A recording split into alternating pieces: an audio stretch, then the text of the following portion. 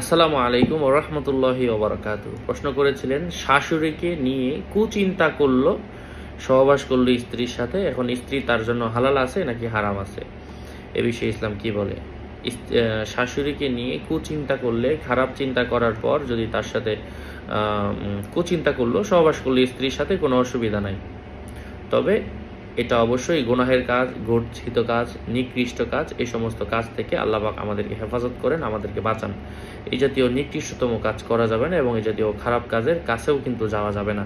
আল্লাহ সুবহানাহু ওয়া তাআলা আমাদেরকে বোঝার তৌফিক দান করেন এবং এই জাতীয় খারাপ কাজ থেকে আমাদেরকে হেফাজত করেন। আপনাদের মঙ্গল এবং দীর্ঘায়ু কামনা করে এখানেই শেষ করছি। এটা গর্হিততম কাজ, নিকৃষ্টতম একটি কাজ, মনের খারাপই এটা, এখান থেকে বেরিয়ে আসতে হবে।